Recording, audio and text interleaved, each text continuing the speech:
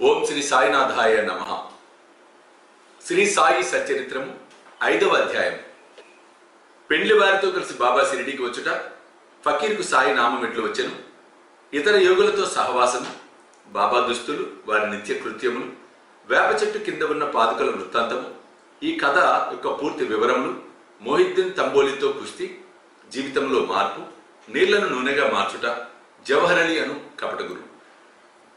పెండ్లి వారితో కలిసి బాబా షిరిడీకి తిరిగి వచ్చుట.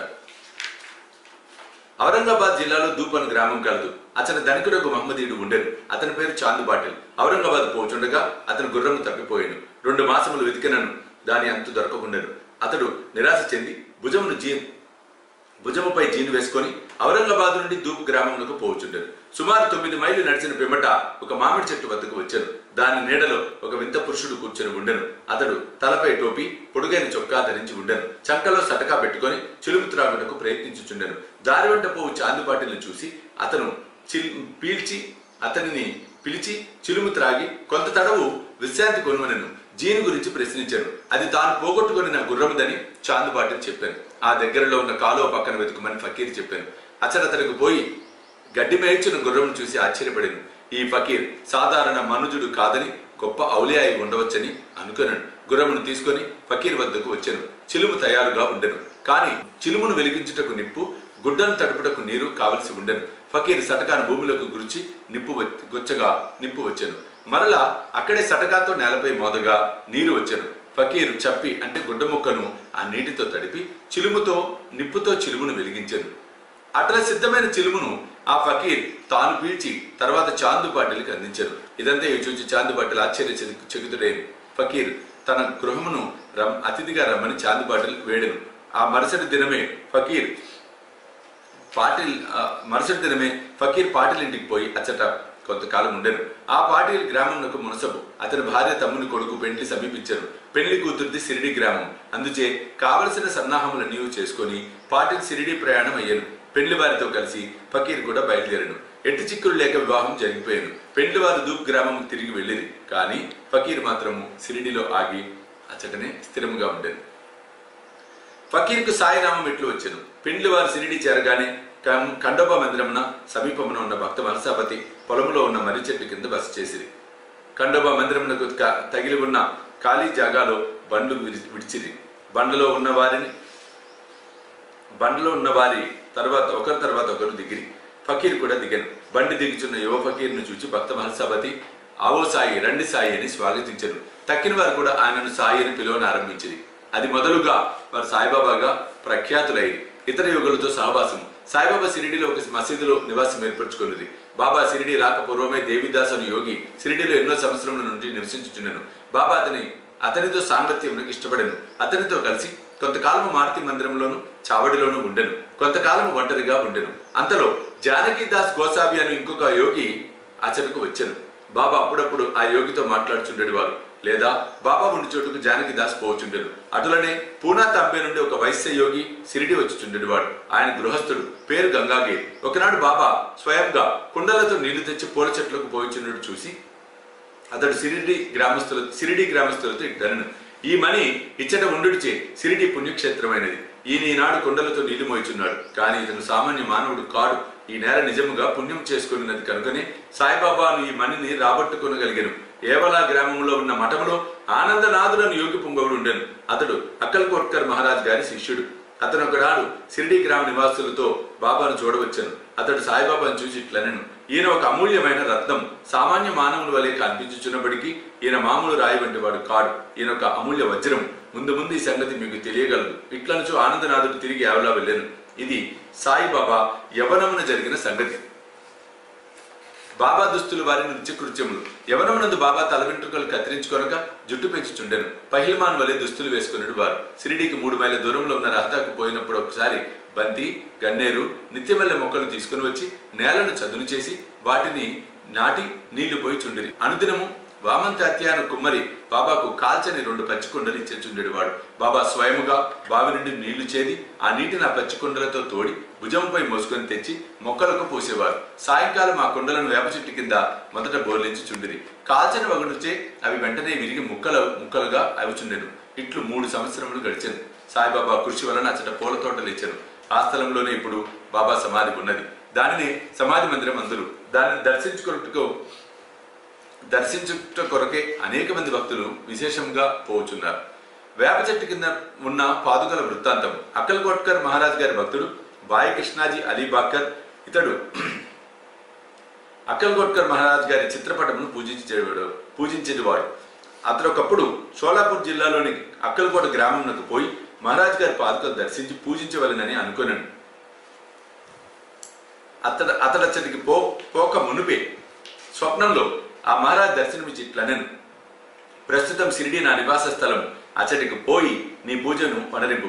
అందుచే అక్కల్కోట్ పోవాలను అన్న తన నిర్ణయమును మార్చుకొని బాయి కృష్ణజీ షిరిడి చేరి బాబాను పూజించి అచ్చటనే 6 మాసములు ఆనందంతో గడిపాను. దీనికి జ్ఞాపకార్థం పాదుకలు చేయించి శ్రావణ మాసంలో ఒక శుభదినమున వేప చెట్టు కింద ప్రతిష్ఠ చేయించాను. ఇది శక సంవత్సరం 1834 శ్రావణ మాసంలో జరిగింది. దాదా కేల్కర్ ఉపాసిని బాబా అనువారు పూజను శాస్త్రోక్తకముగా జరిపిరి. దీక్షిత్ అను బ్రాహ్మణుడు పాదుకల నిత్య పూజకు నియమింపబడింది. దీనిని పర్యవేక్షించు బాధ్యత సగునవేరి నాయక్ అప్పగించబడినది. ఈ కథ యొక్క పూర్తి వివరములు. ఠానే వాస్తవ్యుడైన బీవీదేవ్ బాబాకు గొప్ప భక్తుడు. వీరు మామల్తుదారుగా పదవి విరమణ చేసిరి. వేప చెట్టు కింద ప్రతిష్ఠింపబడిన పాదుకలకు సంబంధించిన వివరములన్నీ సగునవేరి నాయక్ మరియు గోవింద కమలాకర్ దీక్షితుల నుండి సేకరించి పాదుకల పూర్తి వృత్తాంతము శ్రీ సాయిలీలా మాసపత్రిక 2వ సంపుటము 1వ సంచిక 25వ పేజీలో ఈ రీతిగా ప్రచురించినారు. 1912 సంవత్సరంలో బొంబాయి నుండి డాక్టర్ రామారావు కొఠారేను అతడు షిరిడి వచ్చాను. వారితో పాటుగా అతని కాంపౌండర్ను మరియు అతని మిత్రుడైన బాయి కృష్ణజీ అలీబాకర్ అను అతడు వెంట వచ్చింది. షిరిడిలో వారు సగునవేరి నాయక్ జీకే దీక్షిత్కు సన్నిహితులయ్యారు. అనేక విషయములు తమలో తాము చర్చించుకున్నప్పుడు సంభాషణవశాత్తు బాబా ప్రప్రథమన షిరిడి ప్రవేశించి వేప చెట్టు కింద తపస్సు చేసిన దాన్ని జ్ఞాపకార్థము బాబా పాదుకలను రాతితో చెక్కించుటకు నిర్ణయించింది. ఈ సంగతి డాక్టర్ రామారావు కొఠారేకు తెలిపినచో ఆయన చక్కని పాదుకలు చెక్కించదరని బాయి కృష్ణజీ మిత్రుడైన కాంపౌండర్ సలహా ఇచ్చాను. అందరూ ఈ సలహాను సమ్మతించింది. అప్పటికి బొంబాయి తిరిగి వెళ్లిన డాక్టర్ గారికి ఈ విషయం తెలియపరిచింది. వారు వెంటనే మరల షిరిడి వచ్చి పాదుకల నమూనా వ్రాయించిరి. ఖండోబా మందిరం ఉన్న ఉపాసిని మహారాజ్ వద్దకు పోయి తాము రాసిన పాదుకల నమూనాను చూపిరి. శ్రీ ఉపాసిని దానిలో మార్పులు చేసి పద్మము, శంఖము, చక్రము మొదలగునవి చేర్చి బాబా యోగ శక్తిని, వేప చెట్టు గొప్పతనము తెలుపు ఈ క్రింది శ్లోకమును చెక్కమని. సదా నింబవృక్షస్య మూలాదివాసాత్ సుధా శ్రావిణం తిక్తమప్యప్రియంతం తరుం కల్ప వృక్షాధికం సాధయంతం నమామీశ్వరం సద్గురు సాయినాథం. ఉపాసిని సలహాను ఆమోదించి పాదుకలు బొంబాయిలో చేయించి కాంపౌండర్ ద్వారా పంపిరి. శ్రావణ పౌర్ణమి నాడు స్థాపన చేయమని బాబా ఆజ్ఞాపించారు. ఆనాడు 11 గంటలకు జీకే దీక్షిత్ తన శిరస్సుపై పాదుకలు పెట్టుకుని ఖండోబా మందిరం నుండి ద్వారకామాయికి ఉత్సవంతో వచ్చిరి. బాబా పాదుకలను స్పృశించి అవి భగవంతుని పాదుకలని నుడిబడి వారిని వేప చెట్టు మూలంన ప్రతిష్ఠింపుడని ఆదేశించారు. ఆ ముందు రోజు బొంబాయి నుండి పాస్తా సేట్ అను పార్సీ భక్తుడు మనియార్డన్ ద్వారా 25 రూపాయలు పంపారు. బాబా పైకమును పాదుగా ప్రతిష్టకు ఖర్చు నిమిత్తం ఇచ్చారు. మొత్తము 100 రూపాయలు ఖర్చయినవి. అందులో 75 రూపాయల చందాల ద్వారా వసూలు చేసిరి. మొదట 5 సంవత్సరములు జీకే దీక్షిత్ ఈ పాదుకలకు పూజ చేశారు. తర్వాత లక్ష్మణ్ కచేశ్వర్ ఝాకడే అను భక్తుడు అను బ్రాహ్మణుడు పూజ చేయుచుండెను. మొదట 5 సంవత్సరములకు నెలకు 2 రూపాయల చొప్పున డాక్టర్ కొఠారే దీపపు ఖర్చు నిమిత్తము పంపుచుండెను. పాదుకల చుట్టూ కంచె కూడా పంపారు. ఈ కంచెయు పైకప్పును కోపర్గాం స్టేషన్ నుండి షిరిడి తెచ్చుటకు 780 ఖర్చు సగునవేరి నాయక్ ఇచ్చారు. ప్రస్తుతము జాకడే భక్తుడు చేయుచున్నాడు. సగునుడు నైవేద్యమును దీపమును పెట్టుచున్నాడు. మొట్టమొదట బాయి కృష్ణజీ అక్కల్కోట్కర్ మహారాజ్ భక్తుడు 1912 సంవత్సరంలో వేప చెట్టు కింద పాదుకలు స్థాపించినప్పుడు అక్కల్కోటకు పోవచ్చు మార్గ మధ్యమున షిరిడి అందు దిగాను. బాబా దర్శనం చేసిన తర్వాత అక్కల్కోట్ గ్రామమునకు పోవాలనని బాబా వద్దకు ఎగి అనుమతినిమ్మనను. బాబా ఇట్లనను, అక్కల్కోట్లో ఏమున్నది, అక్కడేలా పోయేదవు, అక్కడుండే మహారాజ్ ప్రస్తుతం ఇక్కడే ఉన్నాడు, వారే నేను. ఇది విని బాయి కృష్ణజీ అక్కల్కోట వెళ్ళటం మానుకున్నాను. పాదుకల స్థాపన తర్వాత అనేక పర్యాయములు షిరిడి యాత్ర చేశాను. హేమాడ్ పంతుకు ఈ వివరములు తెలిసి ఉండవు. తెలిసి ఉన్నచో సచ్చరిత్రలో వ్రాయుట మాని ఉండరు. మొయిద్దీన్ తంబోలితో కుస్తీ జీవితంలో మార్పు. షిరిడి గ్రామంలో కుస్తీలు పట్టుట వాడుక. అచ్చట మొయిద్దీన్ తాంబోలి అనువాడు తరచుగా కుస్తీలు పట్టేవాడు. వారికి బాబాకు ఒక విషయంలో భేదాభిప్రాయం వచ్చి కుస్తీ పట్టింది. అందులో బాబా ఓడిపోయాడు. అప్పటి నుండి బాబాకు విరక్తి కలిగి తన దుస్తులను నివసించి రీతిని మార్చుకొనెను. లంగోటిని బిగించుకొని పొడవాటి చొక్కా తొడుక్కొని నెత్తిపైన గుడ్డ కట్టుకునేవారు. ఒక గోనెముక్కపై కూర్చునేవాడు. చినికి గుడ్డలతో సంతృష్టి చెందినవారు. రాజభోగము కంటే దారిద్ర్యమే మేలని నుడివిడివారు. పేదవారికి భగవంతుడు స్నేహితుడు అనేవారు. గంగాగిరికి కూడా కుస్తీలు ఎందుకు ప్రేమ. ఒకనాడు కుస్తీ పట్టుచుండగా అతనికి వైరాగ్యము కలిగాను. అదే సమయమున దేహమును దమించి దేవుని సహవాసం చేయమని ఒక అశరీరవాణి అతనికి వినిపించారు. అప్పటి నుండి గంగాగిరి సంసారము విడిచెను. ఆత్మ సాక్షాత్కారం కొరకు పాటుపడాను. పూనా తాంబే దగ్గర నది ఒడ్డున ఒక మఠమును స్థాపించి తన శిష్యులతో నివసించుచుండెను. సాయిబాబా జనులతో కలిసి మెలిసి తిరిగేవారు కాదు. ఎవరితోనూ తమంతట తాము మాట్లాడేవారు కాదు.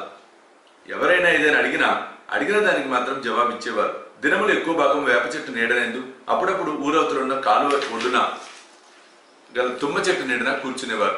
సాయంకాలం ఊరికనే కొంత దూరం నడిచేవారు. ఒక్కోసారి నీమ్గాం పోచుండేవారు. నీమ్గాంలో బాబాసాహెబ్ డెంగలే ఎందు బాబాసాహెబ్ త్రయంబక్జీ డెంగలే అన్న అతని ఇంటికి తరచుగా పోయేవారు. బాబాసాహెబ్ డెంగలే ఎందు సాయిబాబాకు మిక్కిలి ప్రేమ. అతని తమ్ముని పేరు నానాసాహెబ్. అతడు 2 వివాహములు చేసుకున్నాను. సంతానం కలుగలేదు. బాబాసాహెబ్ డెంగలే తన సోదరుని సాయిబాబా వద్దకు పంపాను. బాబా అనుగ్రహించే నానాసాహెబ్కు పుత్ర సంతానం కలిగాను. అప్పటి నుండి బాబాను దర్శించుటకు ప్రజలు తండోపతండములుగా రాసాగిరి.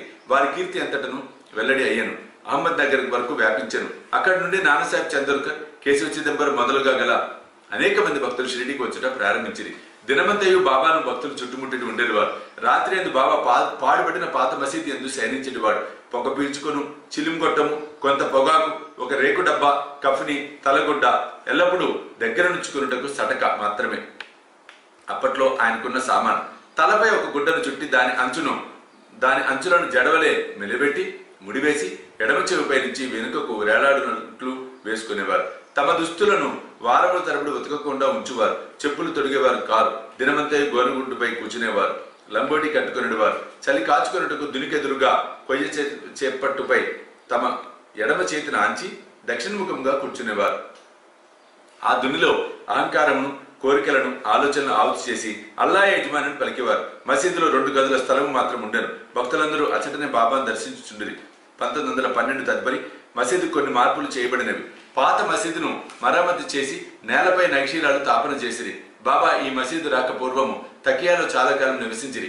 బాబా తమ కాళ్లకు చిన్న గజ్జలు కట్టుకొని సొగసుగా నాట్యం చేసేవారు. భక్తి పూర్వకమైన పాటలు పాడేవారు.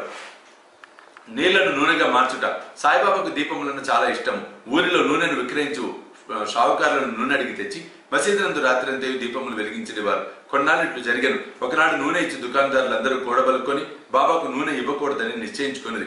బాబా వారి దుకాణంలోకి ఎప్పటి వలె పోగా నూనె లేదనిది. బాబా కలత చెందక వట్టి ఒత్తులు మాత్రమే ప్రమిదిలో పెట్టి ఉంచాను. నూనె వ్యాపారుల ఆసక్తితో ఇదంతా గమనించుచుండిరి. అడుగున 2-3 నూనె చుక్కలున్న తంబిరీలు తమ రేకు డబ్బాలో నీటిని పోసి కలియబెట్టి ఆ నీటిని త్రాగివేసిరి. ఈ విధంగా రేకు డబ్బాలో నూనె అవశేషమును పావనం చేసిన పిమ్మట మరల డబ్బాతో నీరు తీసుకొని ఆ నీటిని ప్రమిదల్లో నింపెను. దూరముగా నిలిచి పరీక్షించుచున్న దుకాణదారులు విస్మయమందునట్లు ప్రమిదల నీవు తెల్లవారు దాకా చక్కగా వెలుగుచుండెను. ఇదంతా చూచి ఆ షావుకారులు పశ్చాత్తాపడి బాబాను మన్నింపమని కోరిరి. బాబా వారిని క్షమించి ఇకపైనను సత్యమును అంటిపెట్టుకుని ఉండుడని హితవు పలికెరు. జవహర్ అలీని కపట గురువు పైన వివరించిన కుస్తీ జరిగిన 5 ఏళ్ల తర్వాత అహ్మద్ నగర్ నుండి జవహర్ అలీ అను ఫకీరు ఒకడు శిష్యులతో రాచా వచ్చెను. వీరభద్ర మందిరమునకు సమీపంలో ఉన్న స్థలంలో దిగెను. ఆ ఫకీర్ బాగా చదువుకున్నవాడు. ఖురాన్ అంతయు వల్లించగలడు. మధుర భాషణుడు. ఆ ఊరిలోని భక్తులు వచ్చి వాడిని సన్మానించుచుండేవారు. వారి సహాయంతో వీరభద్ర మందిరమునకు దగ్గర ఈద్గా గోడను నిర్మించుటకు పూనుకొనెను. ఇదుల్ ఫితర్ పండగ నాడు మహమ్మదీయులు నిల్చొని ప్రార్థించు గోడయే ఈద్గా. ఈ విషయంలో వివాదము లేచి అది ఘర్షణలకు దారి తీసెను. దానితో జవహర్ అలీ రాతా విడిచి షిరిడి చేరి బాబాతో మసీదునందుండా సాగెను. ప్రజలు వాని తీపి మాటలకు మోసపోయారు. అతడు బాబాను తన శిష్యుడని చెప్పువాడు. బాబా అందులోకి అడ్డు చెప్పగా శిష్యుని వలనే మసలుకొనెను. తర్వాత గురు శిష్యులిద్దరూ రాతాకు పోయి అతడ నివసించుటకు నిశ్చయించుకొనిరి. గురువునకు శిష్యుని శక్తి ఏమీ తెలియకుండెను. శిష్యుడికి మాత్రం గురువు యొక్క లోపములు బాగా తెలియను. అయినప్పటికీ బాబా కపట గురువును ఎప్పుడు అగౌరవించక శిష్య ధర్మమును శ్రద్ధగా నెరవేర్చుచుండేవారు. అప్పుడప్పుడు వారిరువురు షిరిడీకి పోయి షిరిడీకి వచ్చిపోయిచుండేడు వారు. కానీ అధికంగా రహతాలోనే నివసించేవారు. షిరిడీలోని సాయి భక్తులకు బాబా ఈ విధంగా రహతాలో ఉండుట ఎంత మాత్రం ఇష్టం లేకుండెను. అందుచే వారందరూ కలిసి సాయిబాబాను మరల షిరిడీకి పిలుచుకుని వచ్చుటకు రహతా వెళ్ళిరి. వారు రహతాలో ఈద్గా వద్ద బాబాను ఒంటరిగా చూసి వారిని తిరిగి షిరిడీకి తీసుకుని పోవుటకై వచ్చినామని చెప్పిరి. జవహర్ అలీ ముక్కోపని ఆయన తనను విడిచిపెట్టడని, అందువలన వారు తమ యందు ఆశను విడిచి ఫకీర్ అక్కడకు రాక మునిపే వచ్చులోపే షిరిడి వెళ్ళుట మంచిదని బాబా వారికి సలహా ఇచ్చాను. వారిట్లు మాట్లాడుకొని చుండగా జవహర్ అలీ అక్కడికి వచ్చి బాబాను తీసుకొని పోనుటకు ప్రయత్నించుచున్న షిరిడి ప్రజలపై మండిపడెను. కొంత వాదోపవాదములు జరిగిన పిమ్మట గురు శిష్యులు ఇరువురు తిరిగి షిరిడి పోవుటకు నిర్ణయమైనది. వారు షిరిడి చేరి అచ్చటనే నివసించుచుండిరి. కొన్ని దినముల పిమ్మట దేవిదాస్ ఆ కపట గురువును పరీక్షించి అతని బండారం బయటపెట్టెను. చాందుబాటిల పెళ్లి బృందంతో బాబా షిరిడి వచ్చుటకు 12 సంవత్సరముల ముందే 10-12 ఏళ్ల వయసులో దేవిదాస్ షిరిడి చేరను. వారు మారుతి దేవాలయంలో ఉండేవారు. దేవిదాస్ చక్కని అంగసౌష్ఠవము, తేజవంతములైన నేత్రములు కలిగి నిర్వ్యామోహిత అవతారం వలె జ్ఞాని వలె కనిపించుచుండెను. తాత్యా పాటిల్, కాశీనాథ్ షింపి మొదలుగా గల అనేక మంది దేవిదాసును తమ గురువుగా భావించేవారు. వారు జవహర్ అలీని దేవిదాస్ వద్దకు తీసుకుని వచ్చిరి.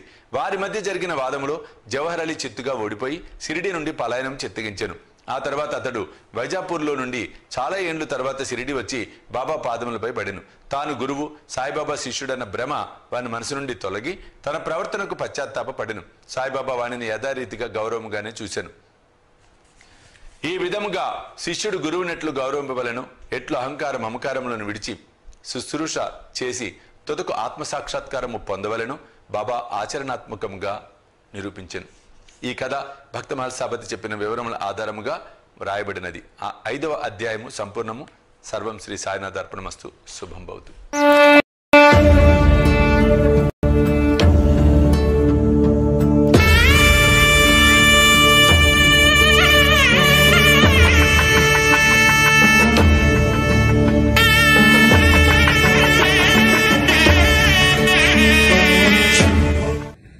సాయి దివ్య రక్షా కవచ యంత్రానికి స్వర్ణ కవచం, స్వర్ణ తాప